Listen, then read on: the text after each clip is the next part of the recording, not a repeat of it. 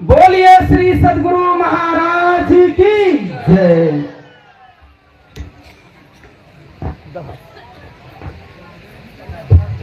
श्री सद्गुरु महाराज की जय।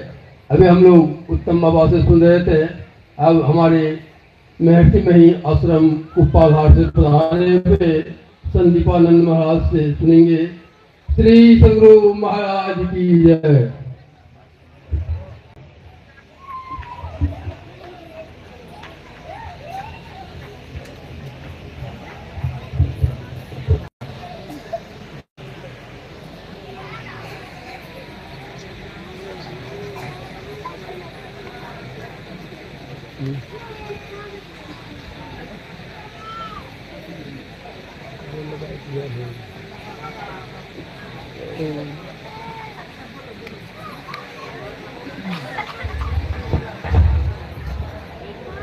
श्री सद्गुरु महाराज, श्री सद्गुरु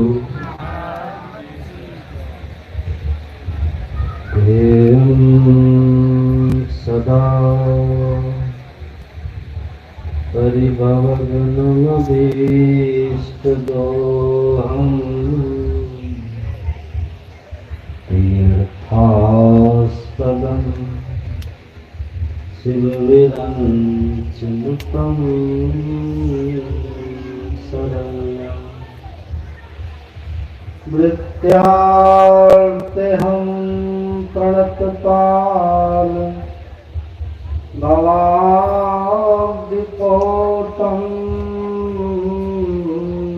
वन्दे महापुरुषते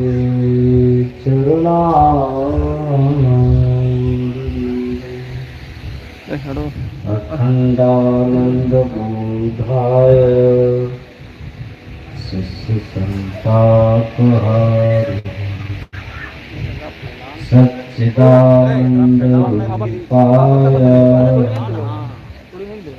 रामाय गुरुवे नमः। बोलिए प्रेम से श्री सद्गुरु महाराज, श्री सद्गुरु।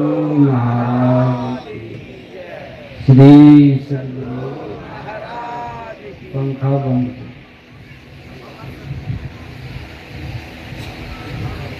अर्चनीय वंदनीय मुद मंगल में साधु समाज के पावन श्री चरणों में बारंबार नमन। उपस्थित सत्संग प्रेमी महान पूजनीय माताओं एवं भक्तिमती धर्मशिला, पूर्व पुण्य प्रकट भय सत्संग के बीच में आए पड़ी। सौभाग्य जगे जब संत मिले, वही शुभ दिन वही शुभ घड़ी। यह जो सत्संग है, इसकी महिमा क्या है?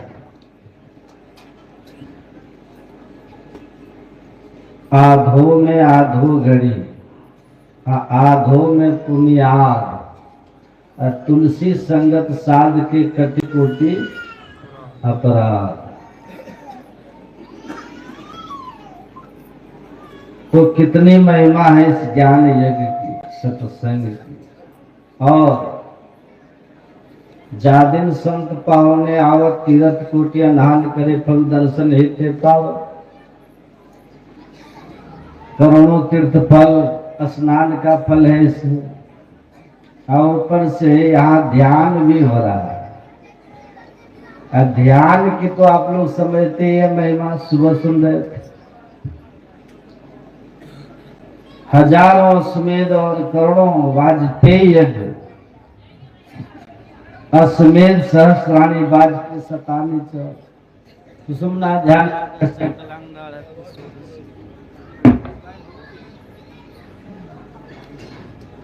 ये जो ध्यान है संत मत का, इस ध्यान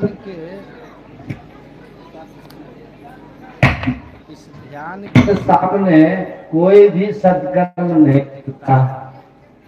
अश्वमेध और वाजपेयी यज्ञ जैसे बड़े बड़े यज्ञों के जो पुण्य फल है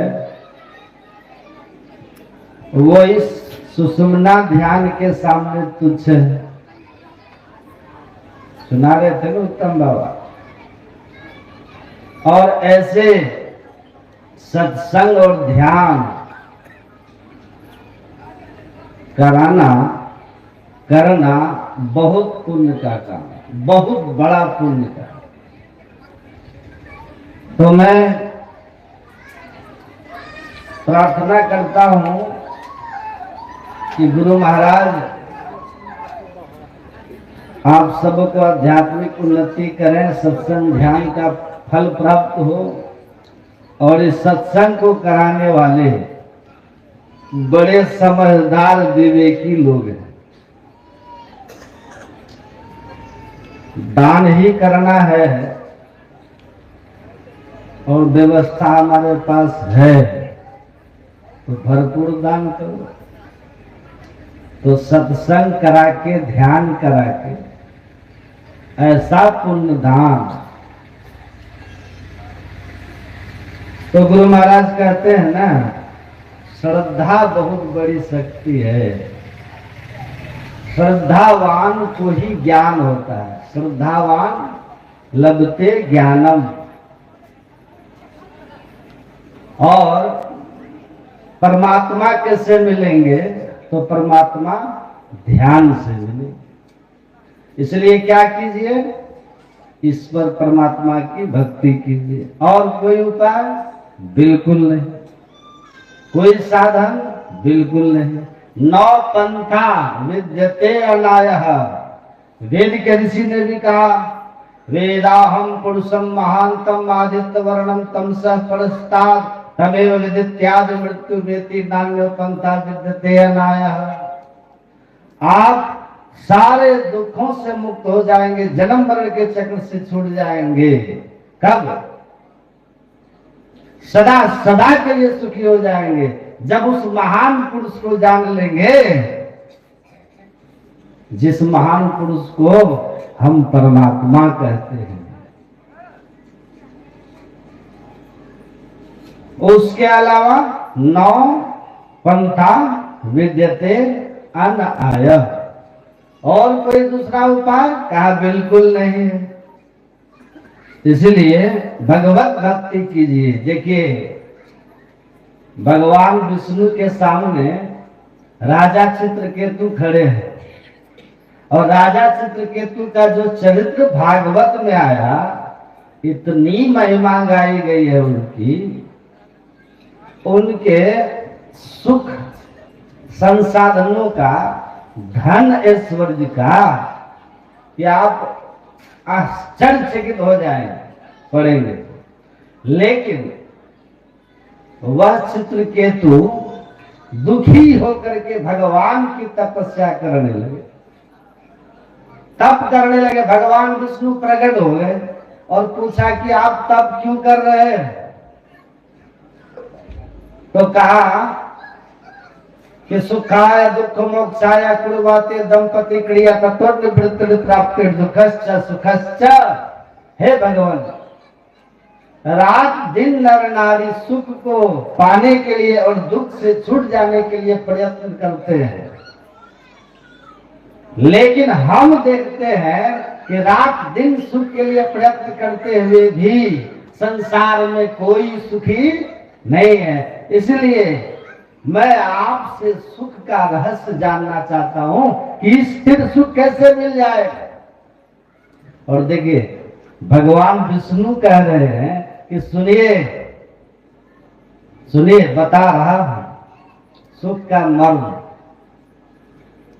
लब्धवे मानुषम योनिम ज्ञान विज्ञान संभवम आत्मायनम योन बुद्धेत न क्वचित छन्मापुन्यात्। ज्ञान विज्ञान के स्रोत स्वरूप इस देव दुर्लभ मनुष्य शरीर को पाकर सुख आप तभी पा सकते हो जब आत्मानम योन बुद्धेत, जब आप आत्मज्ञान को प्राप्त कर लोगे। आत्मज्ञान मतलब अपने आप का ज्ञान। मैं शरीर इंद्रिया नहीं हूं, मैं चेतन आत्मा हूं। और आत्मज्ञान मतलब परमात्मा की सर्वव्यापकता की अनुभूति। जब तक इस अवस्था में नहीं जाएंगे, आप किसी भी लोक में चले जाइए, जैसे पूर्ण छीन होगा फिर आप दुख में आ जाइए। मसकहि करहि बिरंचि प्रभु अजहि मसकतेहीन, आस विचार तज संशय राम ही भजहि प्रवीण। ये गोस्वामी तुलसीदास जी महाराज, ये सुन लीजिए। प्रभु मच्छर पे कृपा करे तो ब्रह्मा बना दे, अब ब्रह्मा पे रुष्ट हो जाए तो मच्छर से हीन बना दे।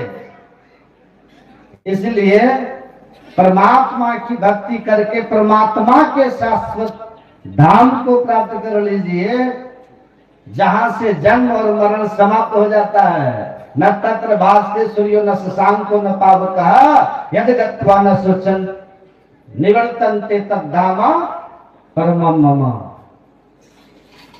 उस धाम में जहां जाकर फिर इस दुख में संसार में जीव नहीं आता, तो वह केवल और केवल भक्ति से ही होगा, ध्यान से ही होगा। लेकिन भक्ति का ठीक ठीक स्वरूप जानना चाहिए।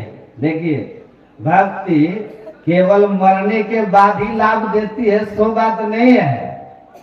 आजाद शत्रु भगवान बुद्ध से कहते हैं कि जो मोक्ष मार्ग में लगा हुआ है, बनते दुख निवृत्ति के मार्ग में लगा हुआ है, भगवत भक्ति पथ पे लगा हुआ है, क्या इनको मरने के बाद ही केवल भक्ति का लाभ मिलता है या जीवन काल में भी कुछ लाभ मिलता है? आजाद शत्रु को भगवान बुद्ध कह रहे हैं कि सुनो राजन, आपकी सेवा में कितने सेवक हैं? कितने सेवक हैं? कहा 500 दास दासियां हैं। कहा उसमें से कोई एक दास यह निश्चित कर ले कि अब हम आपके यहाँ नौकरी नहीं करेंगे, राजा की नौकरी नहीं करेंगे,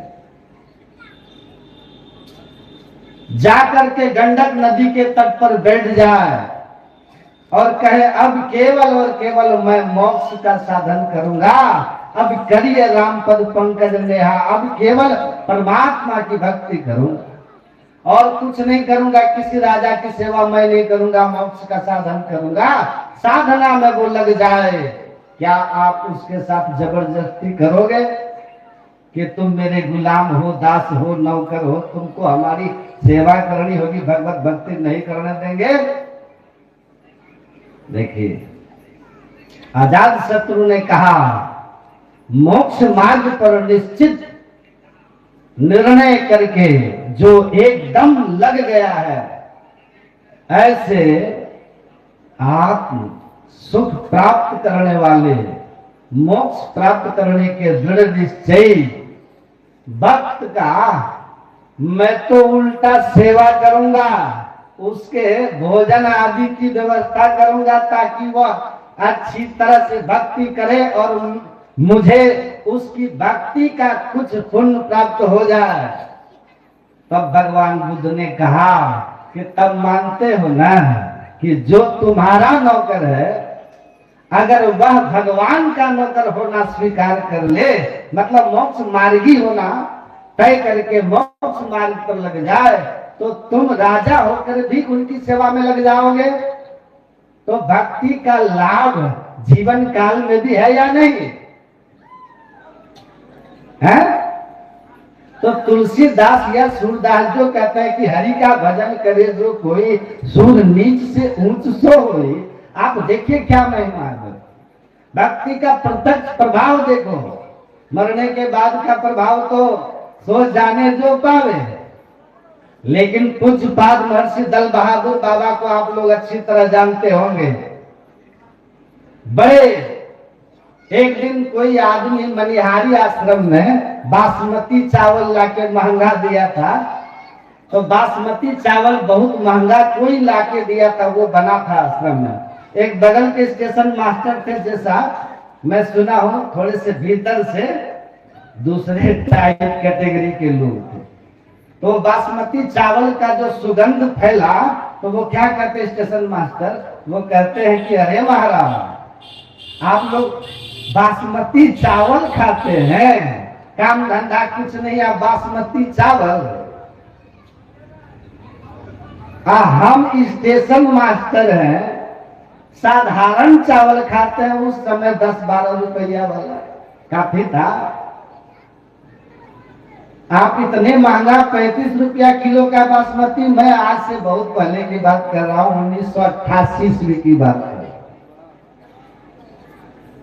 आप बासमती खाते हैं। कुछ बाबा कहते हैं सुनो, तुम नीचे वाले सरकार के सेवक हो तो 15 रुपया वाला खाते हो, हम उस सरकार के सेवक हैं जो जब सृष्टि नहीं थी तब भी था, अब भी है, और जब सृष्टि नहीं रहेगी तब भी रहेंगे। उस सर्वशक्तिमान सरकार के हम सेवक हैं। भक्ति करना सेवा करना ही है ना। सेवा किसको कहते हैं? भक्ति किसको कहते हैं? सेवा को। तो हम उसके भक्त हैं, उसके सेवक हैं। हम 35 रुपया का खा रहे हैं तो बहुत कम का खा रहे हैं। और सुनो, फिर जानोगे कैसे कि भगवान की भक्ति में लगे हुए भक्त की महिमा क्या होती। बारी न झारी आ गोभी के तरकारी। एकदम से वो आदमी चुप हो गया, चुप हो गया। तो संसार में भी सुख मिलता है, मान सम्मान, जस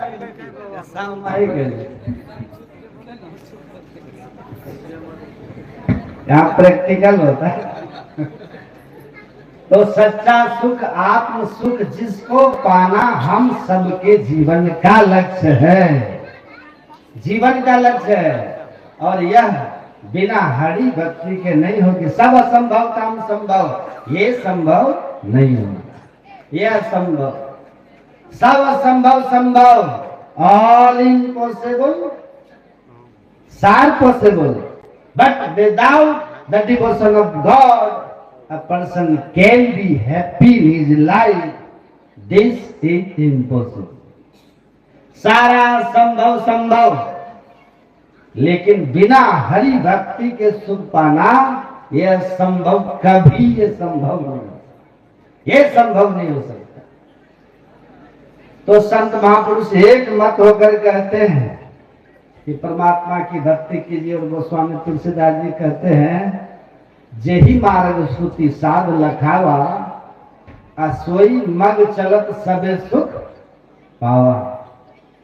पाइए सुख हरि कृपा संसार आशा तजी रहे, सपने हो नहीं दुख दोष दर्शन बात टूटी को कहे।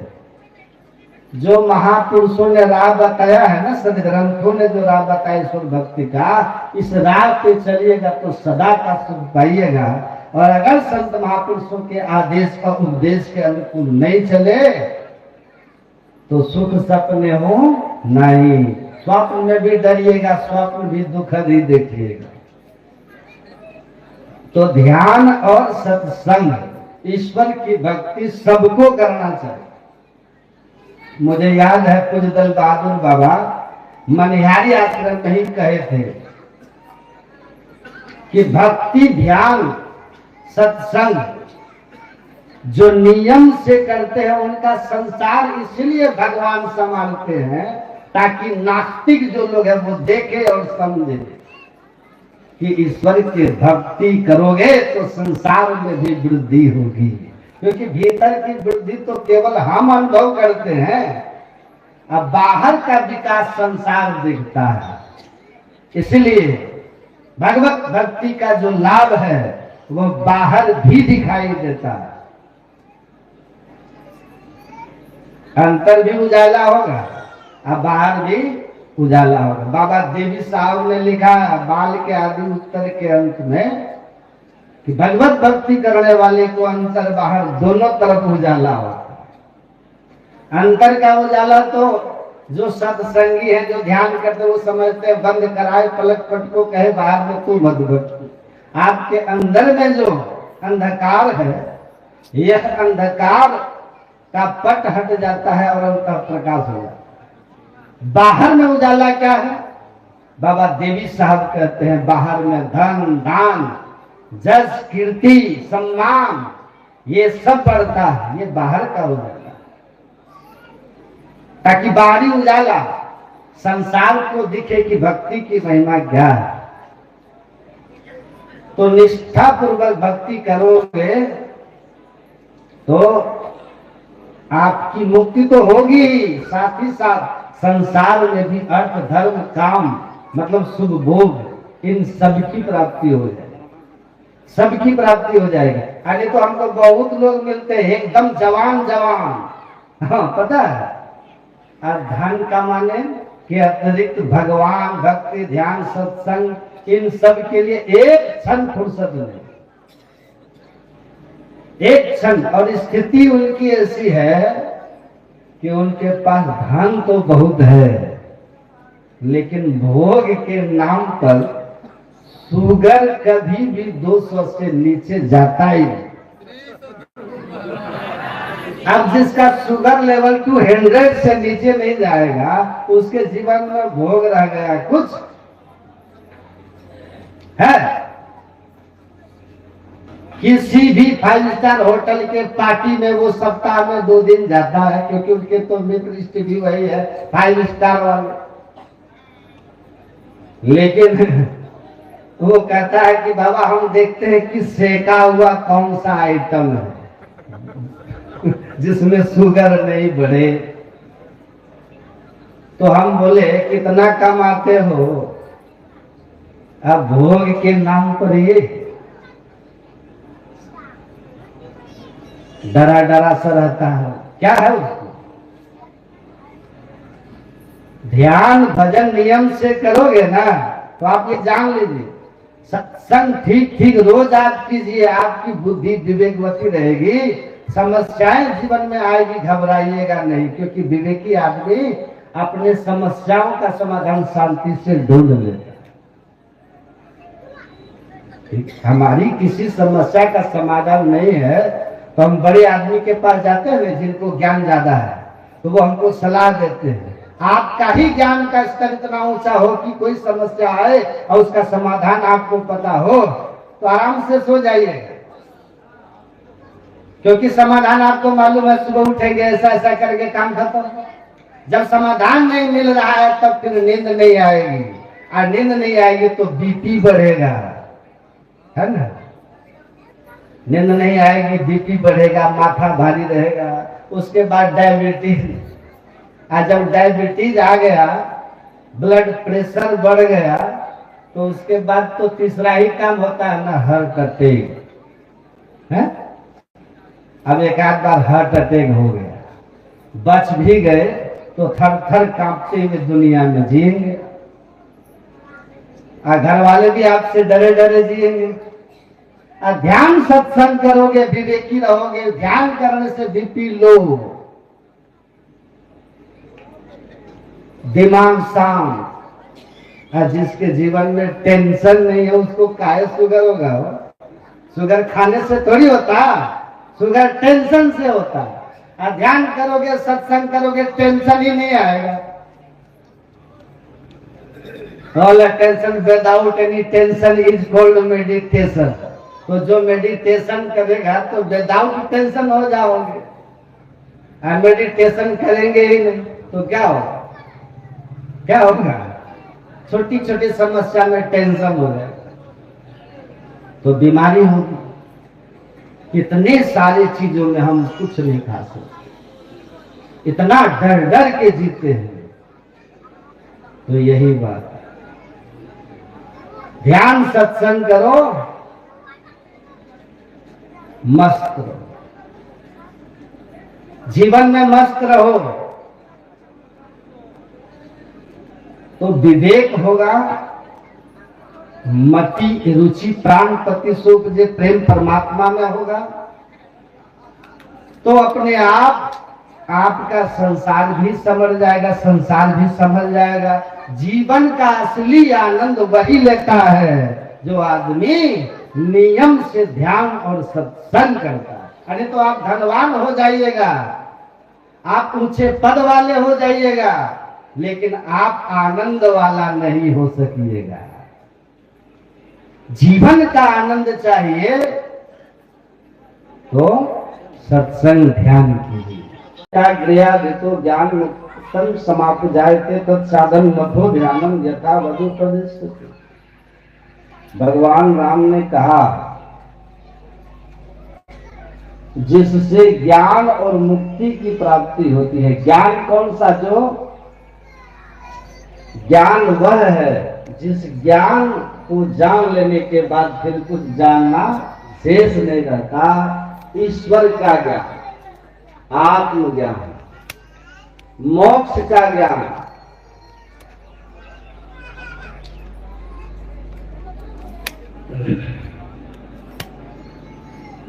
जिससे ईश्वर जानने में आते हैं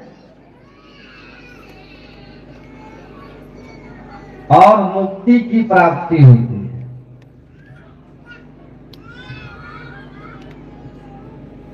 ईश्वरीय ज्ञान और मुक्ति के प्राप्ति का जो साधन है उसको ध्यान करते हैं। ध्यान से सुनिए, जो चित्त की एकाग्रता से प्राप्त होती है। तो आप सर्वज्ञ हो जाएंगे, ईश्वर को जान जाएंगे, सारे दुख से छूट जाएंगे, जन्म मरण का चक्र समाप्त हो जाएगा। ऐसी स्थिति जिस साधन से प्राप्त होती है उसका नाम ध्यान है। न ध्यानम ध्यान मिथ्याहो ध्यानम शून्य गतम बना तस् ध्यान प्रसादेन सक्षम मोक्षम न संशय। भगवान शिव क्या कहते हैं? उस ध्यान जिसको शून्यगत मन या बिंदु ध्यान, शून्य ध्यान, बिंदु ध्यान, सुषुम्ना ध्यान, सिद्धेश्वर का ध्यान, सहरग ध्यान, 10वें द्वार का ध्यान, 10th गेट का ध्यान, सब एक ही बात है। इस बिंदु ध्यान का फल, इस साधन का फल, ध्यान का फल क्या है? सौख्यम मोक्षम न संशय। सुख कैसा? बदलने वाला नहीं, जो एक रस सकल क्षण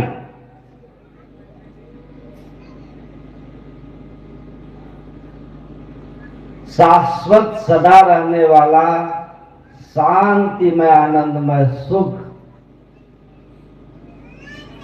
की प्राप्ति और मोक्ष की प्राप्ति जिससे हो उसका नाम ध्यान है। इसीलिए सबको सुख शांति आनंद चाहिए, सबको मुक्ति चाहिए, सबको जम की मार से बचना है।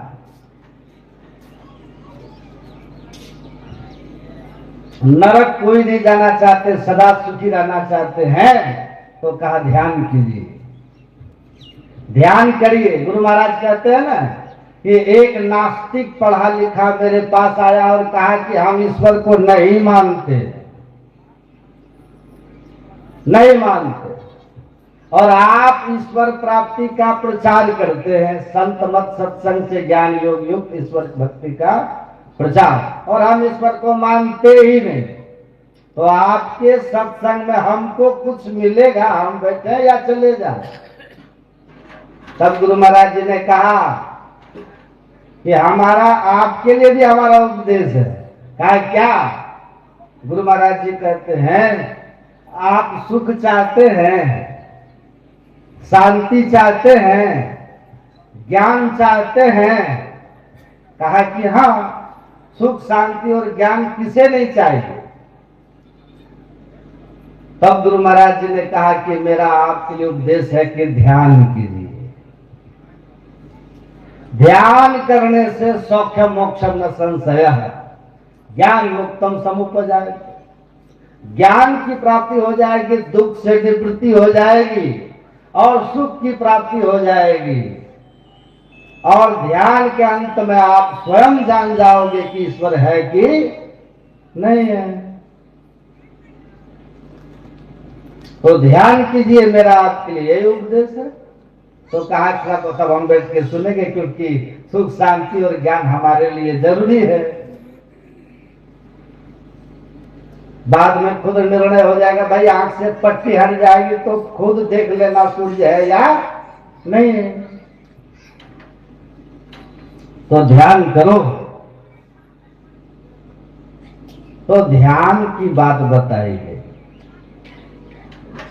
कहां ध्यान करो, किसका ध्यान करो, तो कहा बिंदु ध्यान करो। परिणाम क्या बताया, यदि शैल समम पापम, वही बात है। विस्तृण बहुयोजनम विद्यते ध्यान योगेन नान्यो वेद कदाचन। ये पाप पहाड़ के समान कई योजन फैला हो पहाड़, वो पाप ध्यान योग से नष्ट हो जाता है। इसके नष्ट होने से हमें क्या लाभ होगा, दुख क्यों आता है पता आपको? दुख क्यों आता है? दुख आता क्यों है? काहू न को सुख दुख कर दाता, निष्कृत कर्म भोग सुनो ब्राता। दुख आता है अपने किए हुए बुरे कर्मों का फल। बुरे कर्म का फल दुख बनकर आता है। और आप जो हैं दुख चाहते नहीं। वेद व्यास जी कहते हैं आदमी दुख चाहता नहीं, लेकिन जिससे दुख होता है वह पाप कर्म करता है। यत्न करके प्रयत्न करके बुद्धि लगा के, और जिससे सुख हो, चाहता सुख है लेकिन सुख का साधन पुण्य कर्म करता नहीं। पापम करोते यत्नतः, पाप यत्नवान होके करता है और पुण्य से भागता है। तो कर्म फल जब आएगा तो पाप पहाड़ के तरफ फैला हुआ तो दुख भी तो पहाड़ बन के आएगा। आएगा कि नहीं आएगा?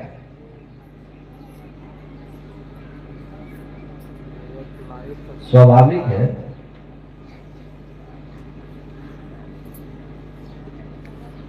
तो पहाड़ के समान पाप ही खत्म हो जाए तो दुख रहेगा? दुख का कारण न खत्म होगा। तो सुख शांति सब कुछ प्राप्त हो जाएगा। तो ये सब ध्यान से खत्म होगा। यही समझा है, भ्रम में मत रहो, भ्रम में वही मत रहो, भ्रम में मत रहिए कि हम कोई पाप किए तो पुण्य से वो कट जाए। पाप का फल अलग है, पुण्य का फल अलग। मेरा अगर आप 5,000 रुपया बेईमानी किए हैं, किसी गरीब की आपने मदद में दे दिया 5,000, तो हमारा चुरा लिए और वहां दे दिए, तो वहां तो आपका जयकार हो गया। दिए उसको तो मेरा कर्ज चुक गया क्या? नहीं ना, हमारे तो अब कर्जदार है ना। तो हमारा कर्जदार है तो हमको आपको चुकाना पड़ेगा। और उसको दिए हैं तो वो आपका पुण्य है, उसका फल आपको मिलेगा। तो दोनों अलग अलग सिस्टम है, मैथमेटिक्स नहीं चलता। 5 - 5 = 0, 5 पाप - 5 पुण्य बराबर 0। 5 पुण्य का फल अलग, 5 पाप का फल अलग। आप जो है पुण्य का फल खोज रहे हैं, आप पाप का नहीं। काय कैसे होगा? ध्यान करो। ध्यान करने से क्या? तो संत लोग समझाते हैं, भगवान कृष्ण समझा रहे हैं क्या होता है। सुनो, कछुआ को देखें आप लोग, कछुआ को देखिएगा जा रहा है, आप बगल में लाठी पीट दीजिए या उसके पीठ पे लाठी मार दीजिए, वो फट से रुक जाएगा। और रुक के अपना जो है पैर, पूंछ, मुंह सब क्या करता है, वो अंदर की ओर खींच लेता है और एकदम निश्चित हो जाता है। अब आप लाठी मार के हार जाओ, कछुआ नहीं मरेगा, कुछ नहीं होगा। बड़ी ठोस सेल होता है उसका कवर, सुरक्षित कर लिया अपने आप को अंदर की ओर जाकर। खतरा देखा, अंदर घुस गया। भगवान कृष्ण कहते हैं यथा यदा संघर्ते चायम कुर्मो अंगानी सर्वसः इंद्रियार्थेभ्यः तस् प्रज्ञा प्रतिष्ठितः। जो प्रतिष्ठित प्रज्ञा वाला होता है, मतलब मोक्ष प्राप्त महापुरुष, मुक्त पुरुष,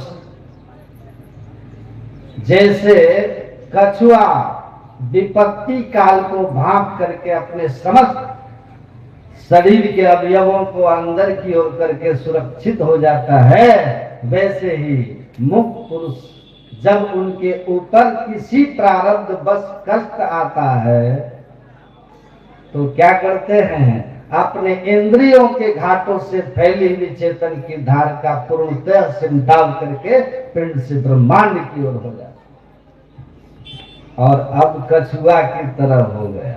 साधन में पक जायत ही गंभीर हो, यातन की सुधी ना रहे धीर भर वीर सो। सांझ भोर दिन रेल कछु जाने नहीं, अरे हारे में ही बाहर जड़वत रहे माही चेतन से। बाहर जड़वत हो गया, नानक जी बतिया मर रही है ऐसा योग कमाई। बाजे बाजो सिंगी बाजे तो निर्भो पद पाई। कछुआ लगेगा मृतक है, आप उसको उठाइए पलटिए, कुछ नहीं, कोई प्रतिक्रिया नहीं, वैसे जीते जी मुर्दा के समान हो।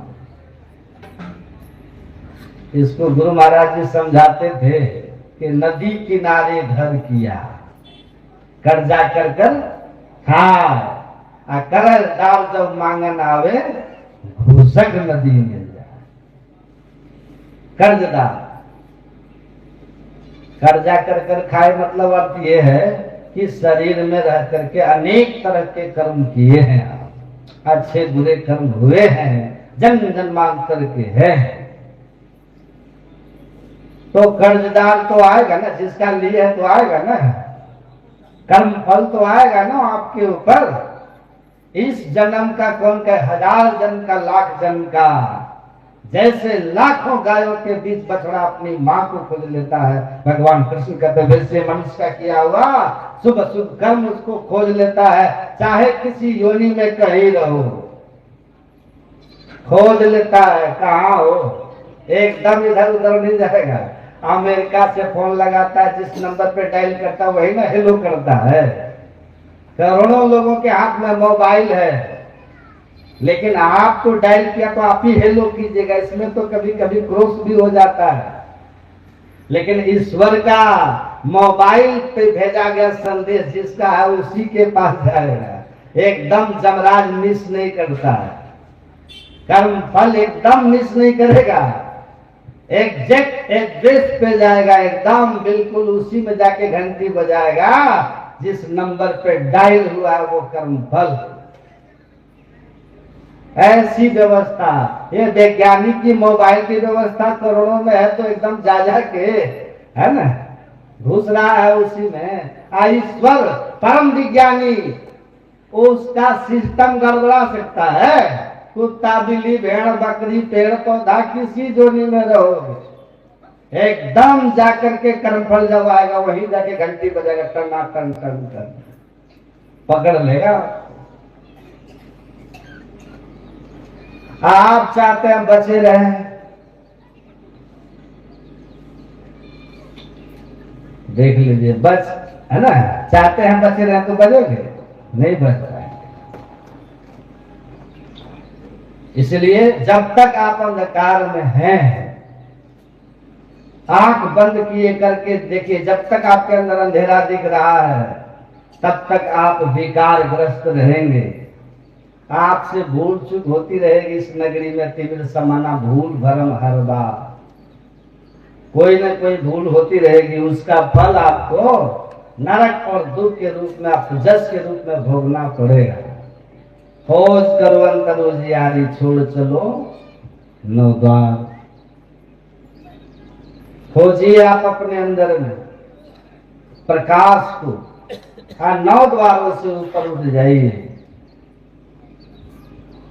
9 द्वार से ऊपर उठ के 10वें द्वार में जाइए, अंतः प्रकाश पाइए। पूज्यपाद महर्षि संत श्री परमहंस जी महाराज कहते थे कि जैसे रात में दीपक जलाते हो तो कीड़े पतंगे आते हैं, उसमें जल के खत्म हो जाते हैं। उसी तरह जब अपने अंदर में प्रकाश का दिया जलता है तो काम क्रोध आदि विकार जो हैं, ये कीड़े पतंगे उसमें जाके जल जाते हैं और हमारा हृदय पवित्र हो जाता है।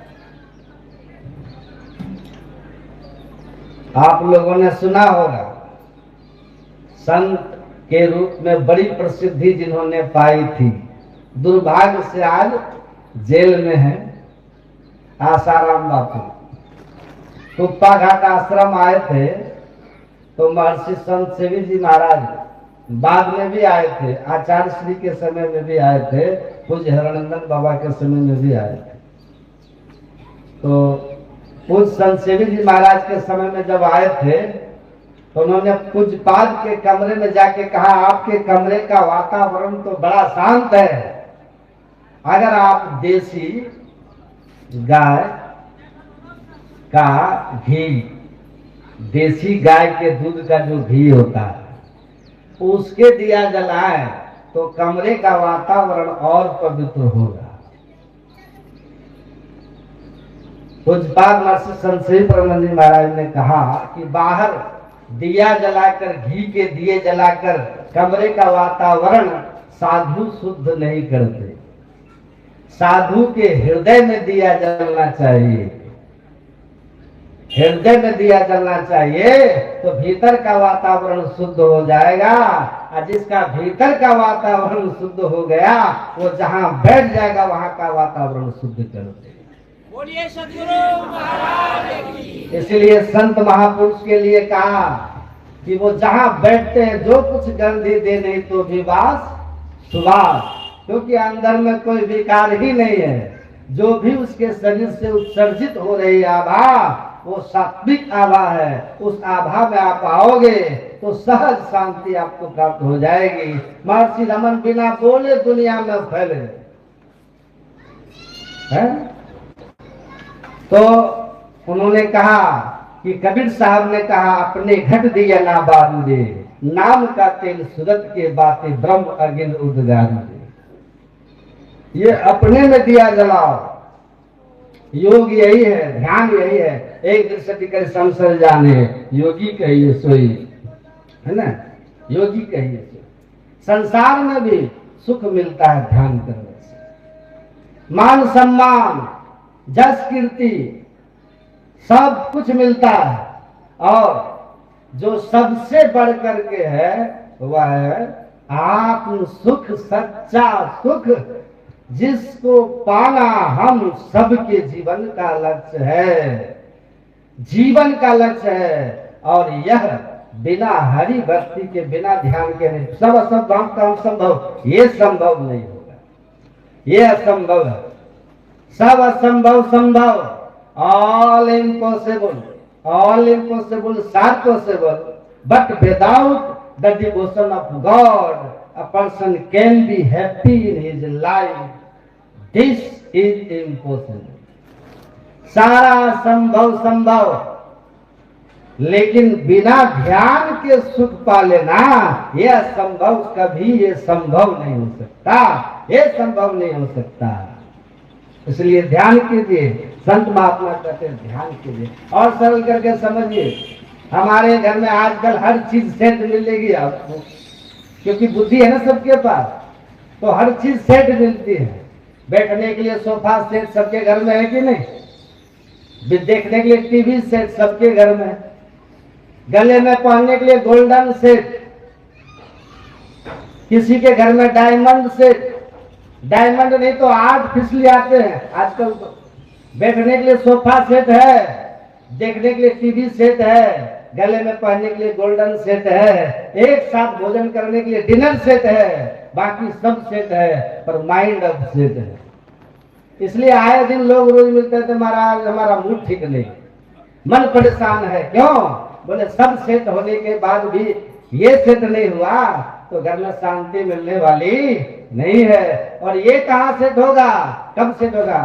जब आप ध्यान करेंगे, सत्संग करेंगे, तो आपका बिनु सत्संग विवेक न होई, पर राम कृपा बिनु सुलभ न सोई। बिना सत्संग और ध्यान के विवेक नहीं होता। अब विश्वास मानिए, बिना ध्यान के ये ज्ञान भी नहीं होता। ये इतने सारे लोग बैठ करके भगवत चर्चा सुन रहे हैं, कर रहे हैं, ये कोई साधारण बात नहीं है। ये कब मिलता है? तो ईश्वर कृपा कर देते हैं। क्यों? क्योंकि संसार में बहुत सारे काम ऐसे हैं जिसे आप और हम सब आप बल से करते हैं। आप बल मतलब अपने बल पे, हमें किसी के बल की कोई जरूरत नहीं। पर कुछ काम ऐसे हैं जो आप बल से नहीं होते, वो धन बल से कर लेते हैं कि जब थोड़ा पैसा दे देना तुम्हारा काम हो जाएगा। पर कुछ काम ऐसे हैं जो धन के बल पे भी नहीं होते, तो उन्हें नाम बल से करते हैं। भगवान का भजन करते हैं, ये सेवा करते हैं। ये लोग कहते हैं भैया किसी का बहुत नाम हो कि हमारा नाम ले लेना, आपका काम हो जाएगा। कुछ काम ऐसे हैं जो आप बल से होते हैं, जो आप बल से नहीं होते तो वो धन बल से होते हैं, और जो धन बल से नहीं होते वो नाम बल से होते हैं, और जो नाम बल से नहीं होते वो तप बल से होते हैं। अब विश्वास मानिए, जीवन में कभी भी अगर आपको ईश्वर की कृपा से सत्संग सुनने का अवसर मिल रहा है, सेवा के काम से जुड़ने का अवसर मिल रहा है, तो भगवान की कथा न तो आप बल से मिलती है, भगवान की कथा न तो धन बल से मिलती है, भगवान की कथा न तो नाम बल से मिलती है। भगवान की कथा जब भी सुनने को मिलती है, पर महाराज सदगुरु महाराज जी के कृपा के बल से ही सुनने को मिलती है। जब गुरु महाराज कृपा करें तभी अवसर प्राप्त होता है। कल में कहा था, पलटू साहब ने कहा कि सौभाग्य जगे जब संत मिले, वही शुभ दिन वही शुभ घड़ी, और नहीं तो लगन मुहूर्त सब झूठ है, सबे बिगाड़े काम। अब पलटू शुभ दिन शुभ घड़ी, याद पड़े जब नाम। लगन और मुहूर्त की बड़ी हम लोग व्यवस्था रखते हैं ना, मिलाते ना कुंडली। विवाह करते हैं तो लड़का लड़की का कुंडली मिलाते हैं, ऊपर से लगन है कि नहीं। बिना लगन का शादी होती है? शादी तय करते हैं लगन और मुहूर्त देखकर, करते हैं ना, देखते हैं कि नहीं? कहते हैं लड़का लड़की का योग मिल रहा है, योग, ये भी योग है। सबका योग मिलाते हैं, जो अपना भाग्य करता है उसकी बात अलग है। बाकी परिवार सबका लगन देखता है, मुहूर्त देखता है, योग मिलाता है, तब न विवाह करते हैं। उसके बाद भी खटपट जारी रहता है कि नहीं? उसके बाद भी खटपट जारी रहता है। झारखंड के देवघर में एक बिहार का ही लड़का पढ़ाई करता था, सत्संग के क्रम में मिला, तो वो सुना रहा था कि बाबा जब हमारी शादी की बातचीत चल रही थी ना, तो हम इतने खुश थे कि हमको लग रहा था कि मत कहिए, हम ही चुनाव लड़ रहे हैं एमएलए का, और किसी राष्ट्रीय पार्टी का टिकट मिल गया। हमको इतनी खुशी हो रही थी। मैंने कहा तब क्या हुआ जी? कहा जब लड़की वाले देखने आए ना, तो साथी संगत को तो आए नहीं देखने, हमको देखने आए। तो हमको महसूस हो रहा था कि हम चुनाव प्रचार में सब विरोधी को पीछे छोड़ के आगे निकल गए, जीत सुनिश्चित है। और जब विवाह हो गया तो समझो कि चुनाव जीत गए बाबा, ऐसी खुशी हो रही थी। अब पहली बार जब ससुराल गए तो सास ससुर साला सरहज साली अड़ोस पड़ोस रिश्ते नाते, इतना मान आदर ससुराल में मिला। पहली बार ससुराल जब गए कि उस सुख की महिमा हम आपको बता नहीं सकते बाबा, आप समझ भी नहीं सकते। ये तो वो सुख है सो जाने जो पाओ। जो पहली बार विवाह करके ससुराल गए हैं उनको पता है कि कैसा आदर मान होता है ससुराल बड़ा। तो उस पहले बार के ससुराल जाने पर हमको लगा कि उस स्वागत में हम इतने प्रसन्न थे कि हमको लगा कि हम ही नीतीश कुमार जी के जगह हमारा ही मुख्यमंत्री के रूप में शपथ ग्रहण हो गए। हम इतने महान हो गए, इतना आदर मान हुआ ससुराल में।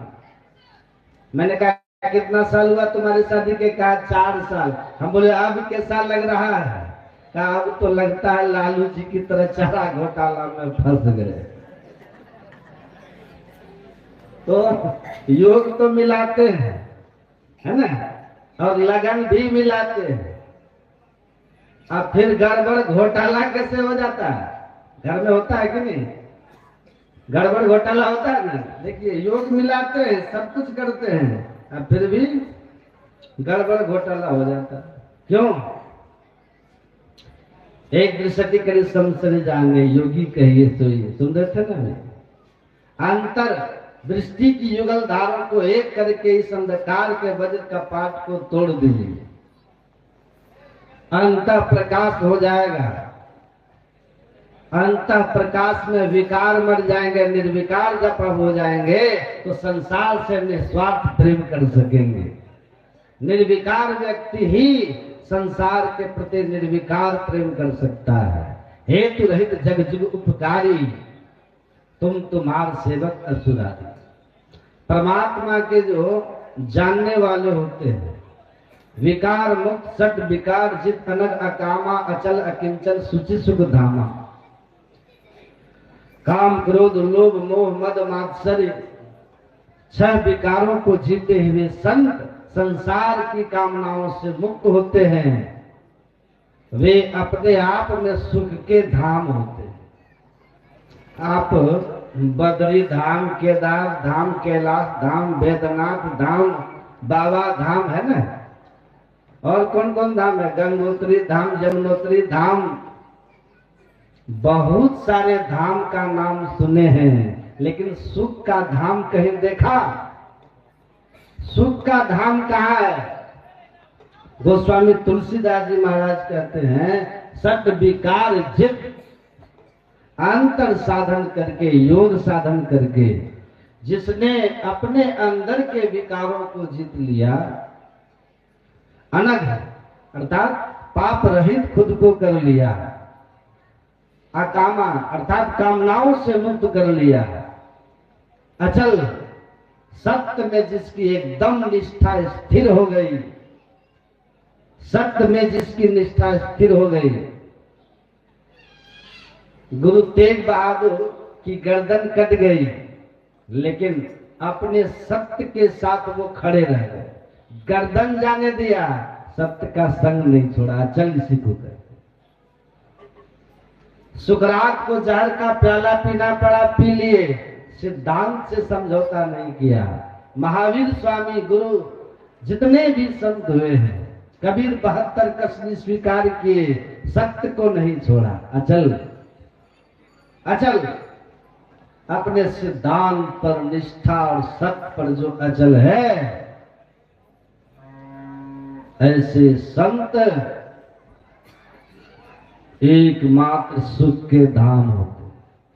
उनके पास आकर के ही आपको सुख मिलेगा, और उनकी बताई हुई युक्ति से जब आप साधन करने लगोगे तो भजन में होता आनंद आनंद, आपके अंदर में आनंद बढ़ने लगेगा, सुख बढ़ने लगेगा। आप बढ़ते बढ़ते एक दिन आप परमानंद को पालें। इसीलिए ये जो योग है ना, इसका ज्ञान संत बताते हैं, और बड़ा कठिन नहीं है। राजयोग है, आपने सुना, योग मह योगी, राज मह राजा, जोग मह जोगी, तप मह तपेश्वर, गृहस्थ मह भोगी, ध्याय ध्याय भक्त सुख पावा, नानक तिस पुरुष का के अंत न पावा।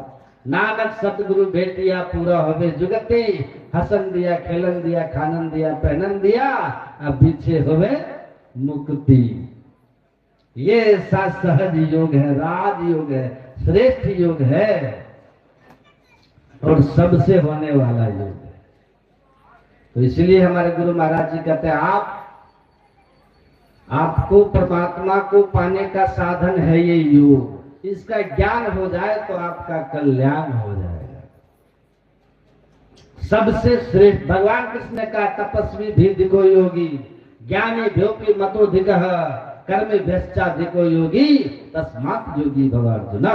भगवान कृष्ण कहते हैं, बड़े से बड़े तप करने वाले तपस्वी, तपेद वत् सहस्राणि एक पाद स्थितो नरः, एक पैर पे खड़ा होकर कोई 1000 वर्ष तप कर ले, ऐसे तपस्वी से ये ज्ञानी, ये योगी श्रेष्ठ होते हैं।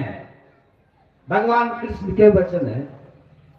1000 वर्ष तप किया कोई खड़ा होकर, एक पैर पर, और कोई अपने वृत्ति को एक क्षण सुषुम्ना ध्यान, अंतः प्रकाश पाने के लिए दृष्टि की युगल धारों को एक करने का अभ्यास किया है केवल, उस तपस्वी से ये योगी श्रेष्ठ है। बड़े बड़े तपस्वी हुए लेकिन किसी का विकार नष्ट नहीं हुआ। हिरण्यकश्यप ने कितना तप किया लेकिन भगवान का विरोधी हुआ ना।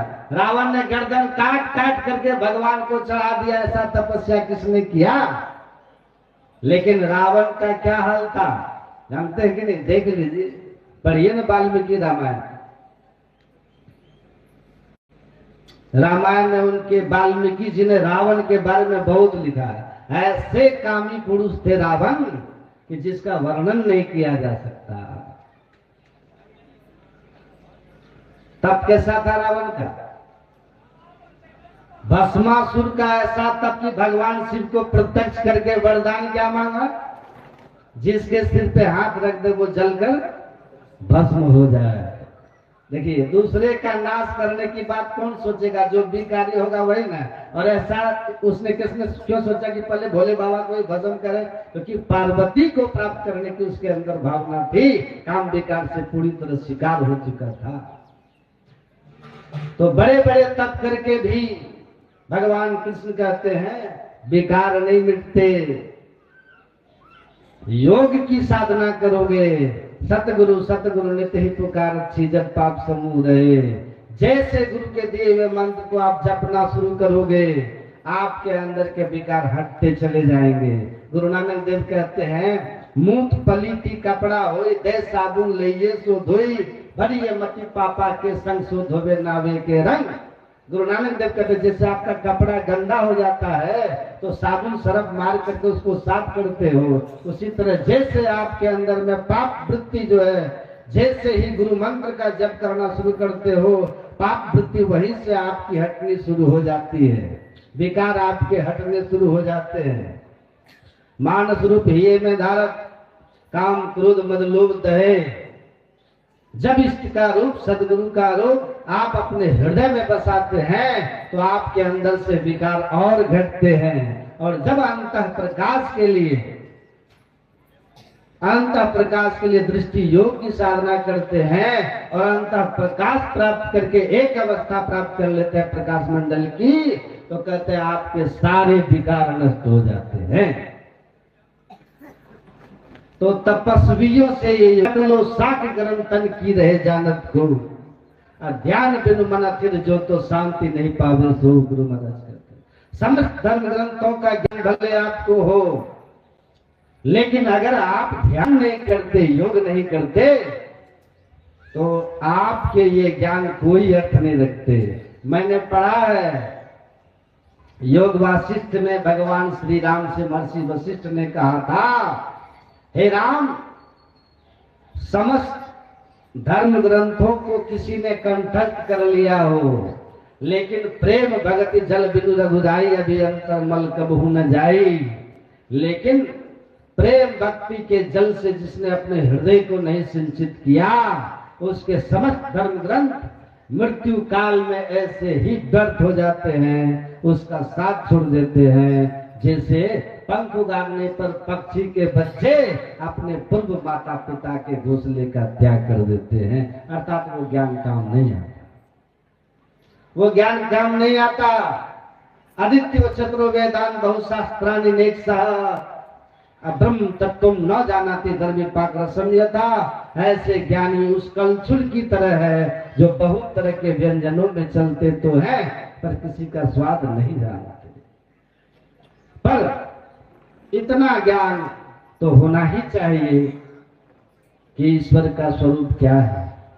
रामकृष्ण परमहंस कहते थे अगर किसी को समझाना हो किसी को तो बहुत धर्मशास्त्रों की जरूरत पड़ती है तर्क दे दे के समझाने के लिए, लेकिन अपने कल्याण के लिए जैसे आत्महत्या करने के लिए एक बिलेट काफी होता है, एक रस्सी काफी होती है, वैसे आत्म कल्याण के लिए गुरु की बताई हुई योग का ज्ञान काफी होता है। श्री सतगुरु महाराज की अगर गुरु जय। प्रदत्त ज्ञान का आदर करे और उसको अपने जीवन में उतार ले, भले वेद पुराण वो नहीं जानता फिर भी उसका परम कल्याण निश्चित है। तो इसीलिए कहा कि धर्म शास्त्र बहुत याद है, लेकिन अगर सदगुरु की सदयुक्ति से योग साधन नहीं करते हो तो वो कहते हैं ऐसे ज्ञानियों से योगी बहुत श्रेष्ठ होते हैं। कर्मे भ्रष्टाधिको योगी, बहुत तरह के कर्म कांड जो होते हैं, यज्ञ जो होते हैं, रुद्र महायज्ञ, विष्णु महायज्ञ, बहुत तरह के यज्ञ होते हैं ना। इन यज्ञों के फलस्वरूप स्वर्ग का संस्कार पड़ता है। पुण्य से स्वर्ग मिलता है, लेकिन पुण्य क्षीण होने पर फिर संसार चक्र मिलता है। लेकिन इस उन कर्मकांडियों से ये योगी बहुत श्रेष्ठ होते हैं। क्यों? क्योंकि भगवान कहते हैं इस योग के आरंभ का नाश नहीं होता। नेहा विक्रम ना स्वस्ति प्रत्यवायुर न विद्यते स्वल्पम अभ्यस्य धर्मस्य त्रायते महतो भयात्। इस योग का जिसने आरंभ कर दिया है, जो नित्य नियमित बैठ करके ध्यान कर रहे हैं, इसका फल क्या होगा? इसका थोड़ा थोड़ा अभ्यास भी महाभय उस कर्मकांड के यज्ञ का फल का संस्कार स्वर्ग में ले जाएगा। पुण्य क्षीण होगा, छिन्ने पुण्य मर्तलों के विसंधि। फिर आप कहाँ जाओगे, कौन कौन योनि में पता नहीं, लेकिन इस योग के आरंभ का कोई नाश नहीं होगा। एक बार आरंभ हो गया तो आपको मरणोपरांत फिर मनुष्य शरीर ही मिलेगा। और जब तक आप परम पद तक नहीं पहुंच जाओगे, इसका संस्कार मोक्ष में जाने का ये मोक्ष पद तक पहुंचा कर ही आपको छोड़ेगा। इसलिए भगवान कहते हैं शास्त्र ज्ञानी हो, चाहे तप तपस्या करने वाला हो, और चाहे बहुत बड़े बड़े यज्ञ का कोई करने वाला हो, हे अर्जुन, इन सभी से जो योगी होते हैं, जो बैठ करके ध्यान साधन करते हैं, सबसे श्रेष्ठ होते हैं। इससे विकार दमन होता है, मोक्ष की गति होती है, और जब तक मुक्ति नहीं हो जाती पुनर्जन्म मनुष्य शरीर में ही होता है। तो ऐसा महान योग है, इसलिए सभी संतों ने इसका प्रचार किया और कहा कि आप सब कर सकते हो, बस खान पान को पवित्र रख करके संसार के काम करते हुए आप समय निकाल करके इस साधन को कीजिए। गुरु महाराज कहते हैं भाई योग हृदय वृत्त केंद्र बिंदु जो चमचम चमके ना, वो जो विकार से मुक्त होने का मार्ग है योग हृदय, दोनों आंखों के ठीक मध्य में, जिसको सुषुम्ना शिवदीप्त कहते हैं, चमचम चमकता है कब? नजर जोड़ी थसी ताही में दुन सुन पावेगा। जब आप दृष्टि की युगलधारों को आपस में जोड़ दोगे, एक दृष्टि संसर बाएं दाएं दृष्टि की धारें जब अंदर में मिल जाएंगी तो ईड़ा और पिंगला का जैसे संगम होगा, सुषुम्ना में अंत प्रकाश हो जाएगा। कहते ये बड़ा सहज है, बस आराम से बैठिए कीजिए, प्रकाश होगा। धुन सुनोगे, धुन सूरत शब्द की करे कमाई, निज घर जावे ना, निज घर में निज प्रभु को पावे अति हुल सावे ना। तो बस इतना ही है कि बैठिए, सुबह शाम समय निकालिए, नैन मुनि को ध्यान को साधन करो, बैठ दृढ़ होए सुखासन, मानस जाप नाम गुरु केरा, मानस ध्यान रूप उन्हीं केरा, यही अवलंब ध्यान कछु होई, पुनः दृष्टि बल कीजिए सोई, सुखमन बिंदु को धरो दृष्टि से, सुरत छुड़ाओ पिंड सृष्टि से, धर कर बिंदु सुनो अनहद ध्वनि, विविध भात की होती पुनि पुनि, धुनि सुनि सूरती चढ़ती जाए, अंतर पर टूटे दुखदाई। ये संतों का मूल ज्ञान है, सार ज्ञान है, मोक्ष में जाने का ज्ञान है, सहज है, सरल है। लेकिन ऊपर वाले की जब पूरी कृपा होती है, या जन्म जन्मांतर के पुण्य प्रकट होते हैं, तब पुण्य पुंज बिन मिले न संता, सत्संगति संस्कृति करंता। भगवान कहते हैं कि संत मिलते हैं और ये ज्ञान मिलता है, जो ज्ञान मोक्ष में जन्म मरण के चक्र से मुक्त कराने वाला है। तो इस योग साधना को आप सीखिए, हर दम कीजिए, इसका थोड़ा थोड़ा फल भी आपको महाभय 84 में जाने से बचाएगा। ऐसे श्रेष्ठ योग के बारे में अब आप पूज्य श्री से सुनेंगे। तो आइए, हम लोगों का सौभाग्य है, बोलिए प्रेम से श्री सद्गुरु महाराज की। देखिए समय मेरा हो गया है, मैं थोड़ा सा 1 मिनट में खत्म कर रहे हैं ना, समय तो आपने कभी अभी हमको जाना आती है, आवश्यक मुझे जाना पड़ेगा, रामपुर तिलक जाना है। बड़ा अच्छा लगा यार, हमको तो कुछ बाबा का सानिध्य मिल गया, दर्शन हो गया, बहुत दिन से दर्शन भी नहीं हुआ था। असली सत्संग यही है, उधर जिला अधिवेशन में तो मेला लगता है ना। यहाँ कितना अच्छा लग रहा है, ध्यान भी सत्संग जाने का मन सकते ये खुद हमको नहीं है भीतर से, पर मेरी भी लाचारी है, व्यवस्था समय दिए है, जाना पड़ेगा, है ना। हम जाएंगे। हाँ, यदि आप और भी सुनना चाहते हैं तो एक है, आपको मिलेगा यूट्यूब, मोबाइल सबके पास है ना, अपने अपने मोबाइल में सब यूट्यूब में सर्च कर लीजिएगा, दर्पण, और एक महर्षि नेही आश्रम, ठीक है, उसको सर्च कर लीजिएगा, उसको आप सब्सक्राइब कर लीजिएगा, बेल बटन दबा दीजिएगा, जहां मेरा प्रवचन कहीं होगा आपको सीधा तुरंत मोबाइल में आ जाएगा, सुन लीजिएगा, है ना। आप इसके साथ साथ कृपा घाट के जितने बाबा है ना, उनका भी समय समय से उस पर सुनाया जाता है, और भी बाबा लोग। तो संत मत दर्पण, महर्षि में ही आश्रम, ये 2 चैनल है, उसको सुनिएगा। अब देखिए मेरा समय पूरा हो गया, जो भी सुनाने में कल से ही हमको तो संकोच भी होता था, लेकिन कुछ बाबा लोग का स्नेह प्रेम, इनका वात्सल्य मेरे प्रति बहुत रहता है। बचपन से मैं मनियारपुर में रहा हूँ ना, कुछ दयानंद बाबा, इनके सामने तो हम बच्चे हैं, मनियारपुर में रहते थे, हम ऐसे बच्चे की तरह रहते थे। तो ये सब महापुरुष हैं, सबका प्यार हमारे प्रति है, हमारे उत्तम बाबा, हमारे गुरु भाई हैं, बहुत प्रेम है हम लोगों में। इन सब महापुरुषों की कृपा, इनका स्नेह प्रेम हम आपको सुनाते रहे। ये जो हम आपको सुनाए सत्संग, थोड़ा देर जो सुनाए कल से अभी तक, यदि हमसे बोलने में कुछ गलती हुई, आपको दुख लगा हो, तो हम उसके लिए सबसे, कुछ बाबा लोगों से भी और आप सबों से भी हम हाथ जोड़ करके माफी मांग लेते हैं। आप लोग माफ करिएगा, और जो मेरी बात आप लोग को अच्छी लगी हो, वो सब मेरे गुरु महाराज जी का है, आप गुरु महाराज जी का जान करके स्वीकार कर लीजिएगा, अवश्य सबका भला होगा। बोलिए प्रेम से सद्गुरु महाराज जी की जय। अभी हम लोग संदीपानंद महाराज से सुन रहे थे, अब दया के सागर, दया के स्वामी दयानंद बाबा से सुनेंगे। महर्षि में आश्रम मनियारपुर से पधारे हुए दयानंद स्वामी। श्री सद्गुरु महाराज की जय।